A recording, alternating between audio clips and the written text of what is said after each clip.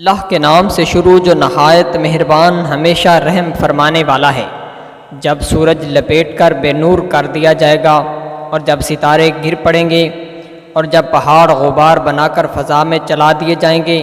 اور جب حاملہ اونٹنیاں بیکار چھوٹی پھریں گی، ان کا کوئی خبر گیر نہ ہوگا، اور جب وحشی جانور خوف کے مارے جمع کر دیے جائیں گے، جب سمندر اور دریا سب ابھار دیے جائیں گے،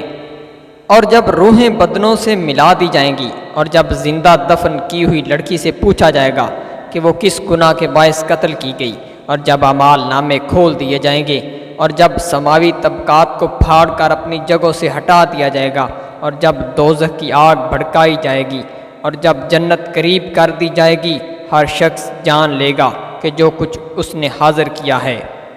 تو میں قسم کھاتا ہوں ان آسمانی کروں کی جو ظاہر ہونے کے بعد پیچھے ہٹ جاتے ہیں، جو بلا روک ٹوک چلتے رہتے ہیں، اور رات کی قسم جب اس کی تاریکی جانے لگے، اور صبح کی قسم جب اس کی روشنی آنے لگے۔ بے شک یہ قرآن بڑی عزتوں اور بزرگی والے رسول کا پڑھا ہوا کلام ہے، جو قوت و ہمت والے ہیں، مال کے عرش کے نزدیک بڑی قدر و منزلت والے ہیں،